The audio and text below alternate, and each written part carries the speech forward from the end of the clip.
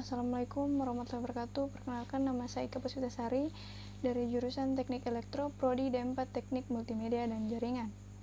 Pada video kali ini saya akan membahas materi tentang konsep dasar rangkaian listrik, yaitu elemen rangkaian listrik.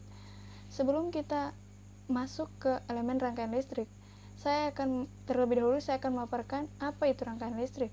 Rangkaian listrik adalah suatu kumpulan elemen dan elemen atau komponen yang dihubungkan dengan cara-cara tertentu dan paling sedikit memiliki satu lintasan tertutup. Oke, sekarang kita masuk ke elemen rangkaian listrik. Elemen rangkaian listrik ada dua, yaitu elemen aktif dan elemen pasif. Elemen aktif adalah elemen yang mampu menghasilkan energi, diantaranya seperti sumber tegangan, voltage source, dan sumber arus, current source. Sedangkan elemen pasif adalah elemen yang tidak mampu menghasilkan energi. Di antaranya seperti resistor atau bisa dilambangkan dengan R,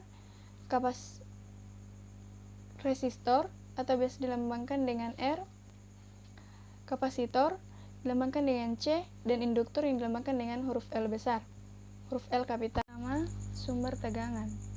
Sumber tegangan atau voltage source. Sumber tegangan ideal adalah sumber tegangan yang menghasilkan tegangan yang tetap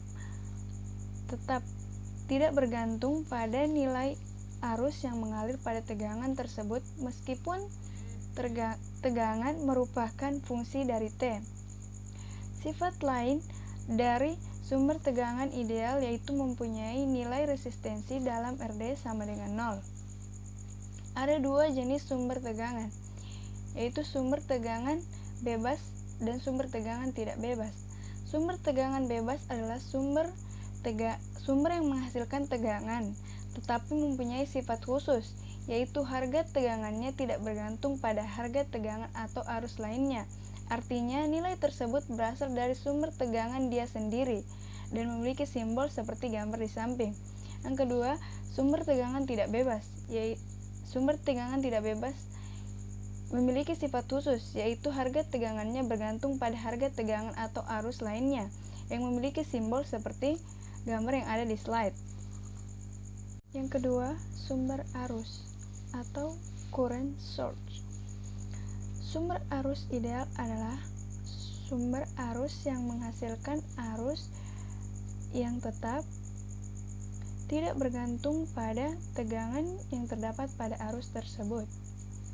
Sifat lain dari sumber arus ideal, memiliki nilai resistensi dalam RD sama dengan tak terhingga.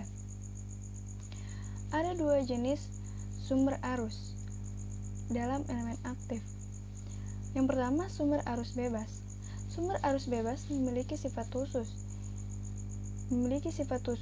yaitu harga arus tidak bergantung pada harga tegangan atau arus lainnya, dan memiliki simbol seperti yang muncul pada slide. Dan yang kedua, sumber arus tidak bebas. Sumber arus tidak bebas memiliki sifat khusus, yaitu harga arus bergantung pada harga tegangan atau arus lainnya, dan memiliki simbol seperti pada gambar. Resistor sering juga disebut dengan tahanan, hambatan, penghantar, atau resistensi. Resistor mempunyai fungsi sebagai penghambat arus, pembagi arus, dan pembagi tegangan. Nilai resistor tergantung dari bahan pembuatnya, panjangnya dari satu resistor itu sendiri, dan luas penampang dari resistor itu sendiri. Secara matematis, resistor sama dengan hambatan jenis dikali panjang dari resistor dibagi luas penampang. Satuan dari resistor adalah ohm. Ada yang dinamakan dengan kapasitor atau dilambangkan dengan huruf C kapital. Kapasitor sering juga disebut dengan kondenstor atau kapasitansi. Kapasitor mempunyai fungsi untuk membatasi arus DC yang mengalir pada kapasitor arus tersebut dan dapat menyimpan energi dalam bentuk medan listrik. Nilai satu kapasitor tergantung dari nilai permutivitas bahan pembuat kapasitor, luas penampang dari kapasitor tersebut, dan jarak dua keping penyusun dari kapasitor tersebut. Secara matematis, kapasitor sama dengan permitivitas bahan dikali luas penampang bahan dibagi jarak dua keping.